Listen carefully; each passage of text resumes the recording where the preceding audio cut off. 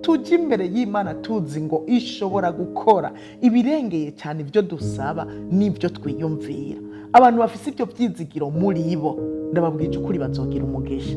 Menya ko Imana ishoboye gukora ibirengeye ibyo dusaba n'ibyo twiyumvira. Uyijya imbere uyizigiye, apana gutinya ngo usaba utuntu tw'intica nikize ibiki n'ibiki, ngo nyamana ngo noba ndengeje urugero. Reka, Imana ishobora gukora ibirengeye ibyo dusaba n'ibyo twiyumvira. Ni ukuvuga ngo ushobora gukora binini yabirengeye ibyo umuntu ashobora kuba yariyumviriye cyangwa ibyo asaba. Kimwe gusa, tugiriranire imigenderanire myiza n'Imana, tuze turagenda tuyibwira nk'umuvyeyi. Muri uku kujya kumubwira tuba turiko turagaragaza ko tumwizigiye.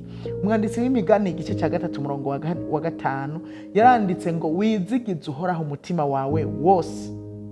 Nta muntu yizigije uhoraho umutima wiwe wose yoreka kuja imbere y'Imana ngo ayisabe. Gusaba Imana uri kurayigaragariza ngo ndakwizigiye. Atarongera karavuga ngo kandi niwishimire ubwenge bw'iwawe.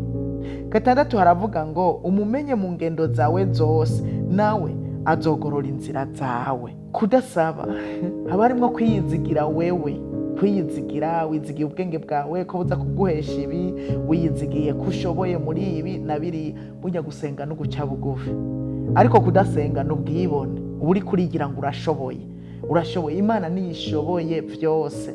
Gutera intambuko rero tugasenga turabikeneye cyane, nakaryo ko guca bugufi, gucira bugufi Imana, kandi ukayigaragariza ati ndakwizigiye wewe. Naje kukubwira ibi kubera ndakwizigiye, naje kugusaba ibi kubera ndakwizigiye. Kuba ari ukuyigaragariza kwiyizigiye, ntiwiyizigire wewe ubwawe.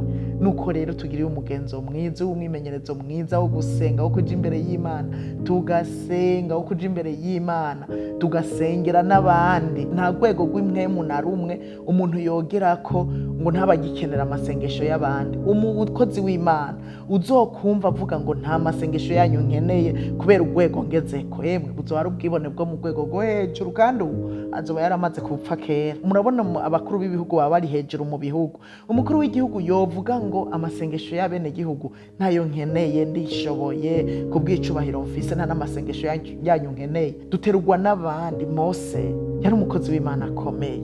Yosuwa yarinze amutuma ku rugamba kuko kumbure yarazi ko ari umugwanyi akomeye, ariko Yosuwa vyaranse yuko anesha wenyene, kuko Mose yaciye ahagarara ku musozi ngo adugije amaboko.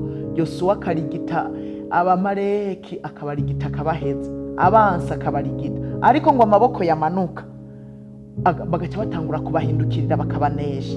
Ivyo bisigura yuko igihe cyose Yosuwa atabashigikiwe na Mose, byaranka ko agwana ngo aneshe, bose baca bagira intege nke. Aya majambo yandikiwe kuduhanura yuko tutishoboye, kuduhanura yuko twenyene ataho twogera.